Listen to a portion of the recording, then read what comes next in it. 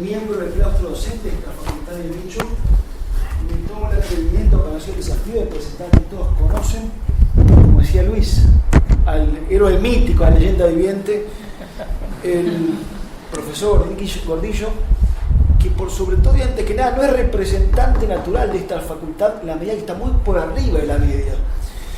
Y quiero destacar lo de maestro más que lo de profesor, porque la enjundia de contracción por el derecho está por todo sabida. Pero la generosidad con la que comparte toda su sapiencia es lo que le hace digno tributario de su condición, reitero, por sobre todo de maestro. Así que, doctor Gordillo, el honor es mío y la palabra suya. Muy bien. Bueno, yo en México digo siempre que me siento en casa. Por lo tanto, acá soy el invitado. Además, profesor emérito ya no ejerzo. Así que, en primer lugar, mi agradecimiento a los dueños de casa, a los auspiciantes, al doctor Fernando García Puyés, al doctor Gregorio Flax, lamentablemente ausente por razones de salud, a los queridos amigos, empiezo por el sexo que tiene nada más que el 30% de representación, yo creo que es demasiado, la doctora y por el doctor Isaac Tamsky, que está muy contento de que yo le haya dicho eso a Miriam. Mire, no, el 99%. Pero vuelvo a México. El trabajito que les distribuí hoy es viejo, y no es de eso lo que voy a hablar. Tiene 5 años de antigüedad y lo concebí en México, justamente, ante una invitación, ¿de quién? Pues de don Jorge Fernández Ruiz, que además hizo algún recuerdo y alguna alusión, no sé si la habrán pescado, pero yo sí la pesqué, a que tenemos modelos de globalización que vienen algunos de Estados Unidos, algunos de Europa, habría que tener algún modelo local o latinoamericano. En realidad, él sabía que yo había escrito esto porque lo escribí allá en México y lo presenté en México. De todas maneras, no me voy a referir a esto, que es hacia la unidad del orden jurídico mundial, sino hacia algunas cosas que pueden responder a las inquietudes, y yo veo a las diferencias un poco semánticas quizá de los expositores mexicanos que han hablado de discrecionalidad, por ejemplo la doctora Carla Huerta. Nosotros acá, empiezo por nosotros, ahora vuelvo a ponerme la piel de cordero, no la piel de lobo. Nosotros acá le encontramos la vuelta hace un siglo y medio a que cuando la Constitución dice es inviolable la garantía de la defensa en juicio, lo que está diciendo es lo que dice la Constitución norteamericana, el debido proceso legal, due process of law. Como lo decimos 150 años, ya es indiscutible. Pero a su vez los americanos hicieron lo mismo. Dijeron que el nuestro due process of law viene del principio de fairness y justice del derecho inglés, el cual a su vez ellos dicen viene del principio de razonabilidad de la Edad Media, lo cual cualquiera lo puede llevar al derecho romano. Y vienen estos alemanes en el 49 a decir, nosotros inventamos la proporcionalidad. Ustedes, la verdad, tan estudiosos que son los alemanes, ¿cómo se les va a ocurrir que inventaron la proporcionalidad? La proporcionalidad viene del derecho romano. Y en Grecia oí decir enfáticamente que la proporcionalidad es alemana, para que vengan los franceses a decir, no, la proporcionalidad es francesa. Y digo, miren, la verdad, debe ser de los romanos, porque todo esto es tan viejo como el derecho mismo. Y yo creo que el derecho administrativo global que se está gestando, en primer lugar, los invito a mirar un artículo que está en el sitio mío, wgordillo.com, que se llama Access to Justice, que ahí está el título, el trabajo completo. Ahí muestra los esfuerzos de varios lados. Por un lado, los europeos en su proyecto de Constitución Europea, que no la han llegado a transformar en realidad y quizá no lo hagan nunca, pero por lo menos resolvieron que hay un derecho de acceso a la justicia, sea por tribunales administrativos, sea por tribunales judiciales, siempre que unos u otros sean imparciales e independientes. Esto les costó un trabajo espantoso, porque fue ponerse de acuerdo franceses e ingleses en que había un acceso a la justicia también en Francia, yendo al Consejo de Estado. Y le encontraron la vuelta, vale la pena ver el juego alambicado de palabras, le encontraron la vuelta con esto de tribunal independiente e imparcial, por supuesto. Y el Consejo de Estado de Francia lo es, por más que tenga sus 200 años bajo Napoleón y todo. En ese entendimiento se hizo en París, hace unos 3 o 4 años, un pequeño grupito, así como este, 20 o 30 personas, sobre Values in Global Administrative Law, valores en el derecho global administrativo. Por supuesto, la primera pregunta que yo le formulo es, ¿pero hay un derecho administrativo global? No, por supuesto que no lo hay. Por eso, como pongo ahí, hacia un, vamos a. Hace poco me preguntaron acá en Argentina, ¿y esto para cuándo lo veo? Te digo 5 siglos más o menos. ¿Tanto? ¿Y qué quiero que le diga? Pregúntele a Mao Zedong, que dijo, el comunismo dentro de 5 siglos no se va a acordar nadie. Sí, la verdad tiene razón, dentro de 5 siglos, ya casi ahora no se acuerda nadie, dentro de 5 siglos menos que menos. Entonces dentro de 5 siglos va a haber un derecho administrativo local.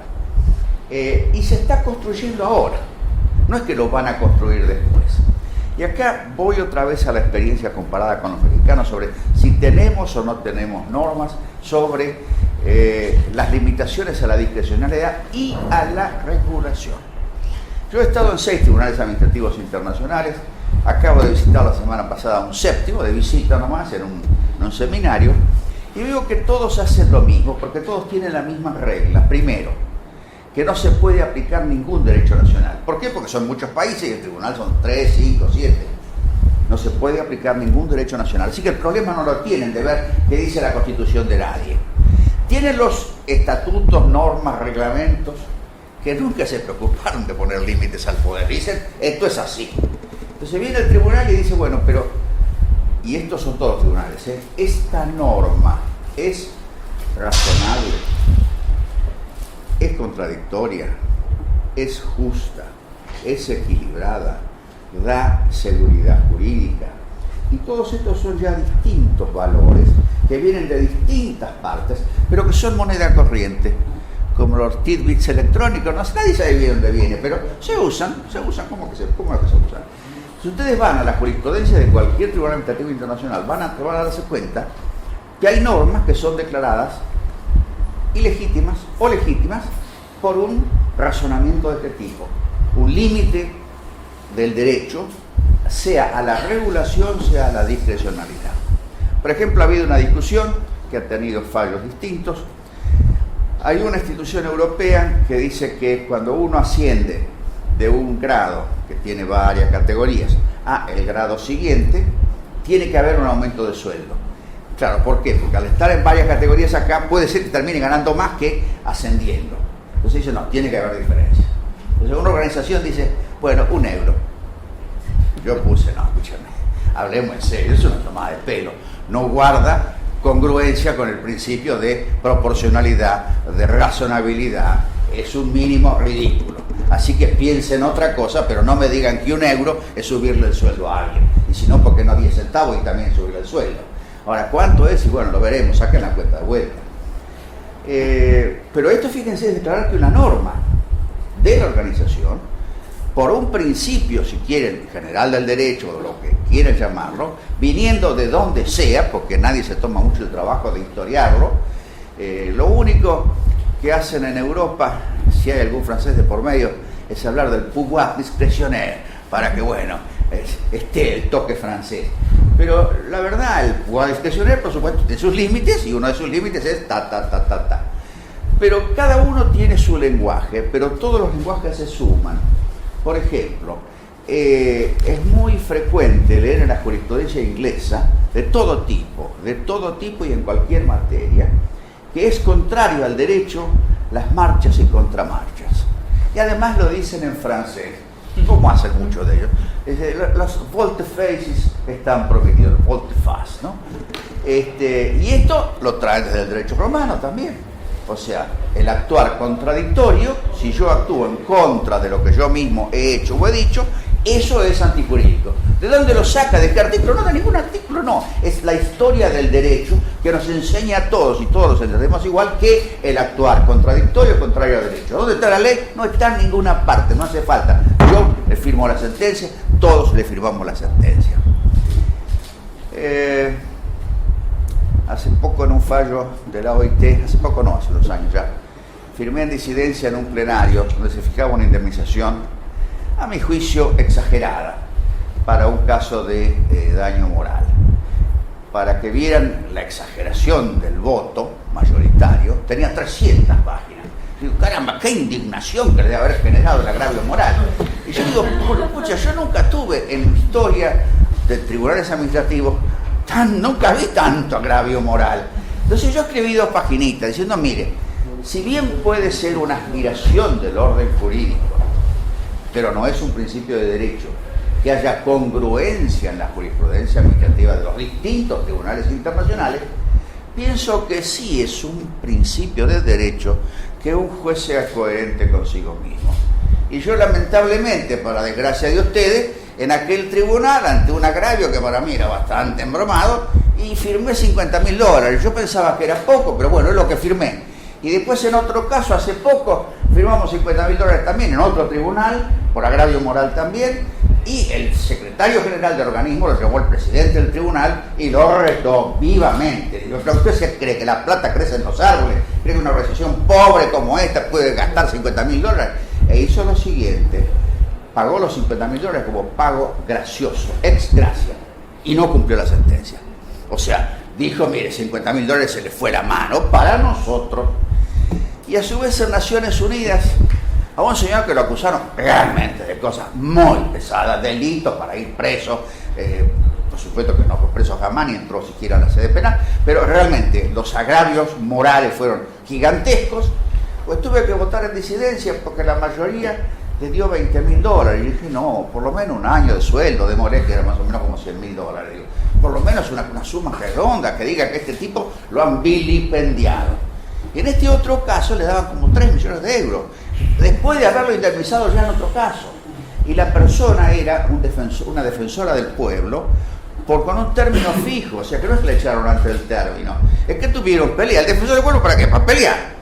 La verdad, si no sirve para pelear, que vaya otro al cargo. Ahora, si pelea, ¿qué se cree? Que nosotros no contestan. Así que los dos, por los radios, por la televisión, se hicieron trizas. Ahora, resulta que el único agraviado es el defensor del pueblo, que se peleó y les dijo de todos. Hizo denuncias, por ejemplo, ante el Departamento de Estado de los Estados Unidos, un salto de jurisdicción medio fulero, ¿no? El organismo internacional, ¿qué le va a pedir al Departamento de los Estados Unidos? Es una confusión medio agraviante.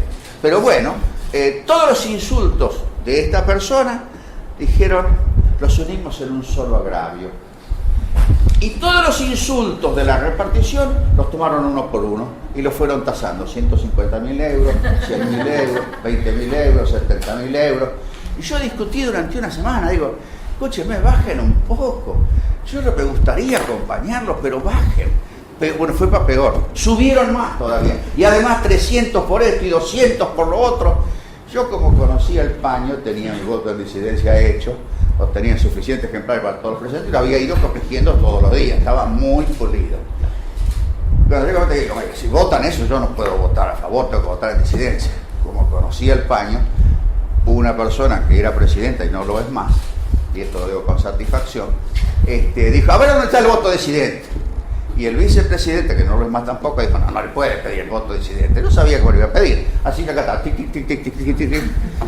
El suizo, que ahora es presidente, gran tipo, miembro de la Corte Suprema, ex miembro de la Corte Suprema Suiza, se me acerca a dar la vuelta y me dice en voz baja, dice, es una disidencia honorable.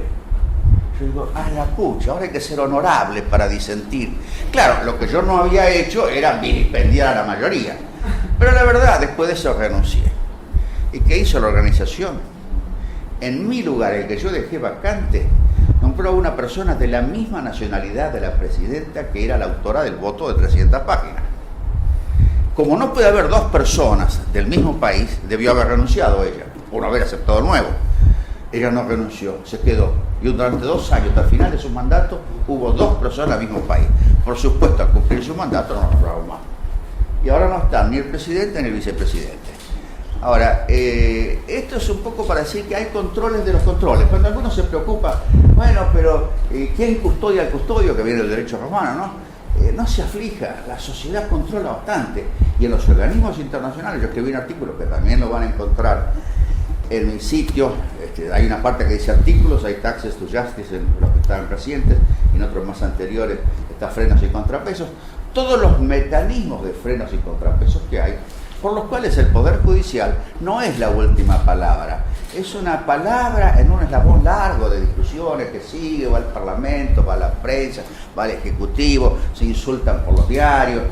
No, esto de que el Poder Judicial dicta la última palabra no es cierto. Dicta la palabra que queda como última palabra. Si se cumple o no, por ejemplo, es otra historia. Es otra historia. Entonces a mí no me preocupa, y esto lo decía un maestro argentino de derecho administrativo recordando a un gran jurista europeo, dice: no le temo a la dictadura de los jueces, sí le temo a la dictadura de la administración. Entonces yo prefiero que los jueces tengan una larga serie de principios, así como estos, que no haya contramarchas, que no haya mala fe. La mala fe la inventaron los romanos, hace falta encontrarla en alguna parte de la Constitución. A mí me hace gracia, no lo digo, perdónenme, hay muchísima gente que se embelezó con la Constitución española del 78 o con la alemana del 49. No hay tantos embelezados con la Constitución europea francesa. Pero da lo mismo, ¿por qué no se embelezan con el derecho medieval inglés? Que es mejor que el fuero juzgo, que hay algunos. Tenemos un jurista argentino que dice que la Constitución argentina viene de la Constitución de Cádiz de 1810 y del fuero juzgo. Yo digo, mire, será o no será, pero acá siempre hemos copiado a Estados Unidos copió a Inglaterra copió la historia. No se olvide que Inglaterra fue provincia romana. Las leyes de Inglaterra en el siglo IV, V están en latín. Así que esto de empezar a dividir países, historia, no tiene sentido realmente. Sí tiene sentido encontrar una trama que la hay construida en el mundo y sobre todo en los tribunales administrativos muy acumuladamente de principios jurídicos que limitan la actividad administrativa reglada o discrecional sin necesidad de que haya norma alguna y sin discusión alguna respecto de si hay o no norma que prohíbe ser malicioso, etc. Muchas gracias.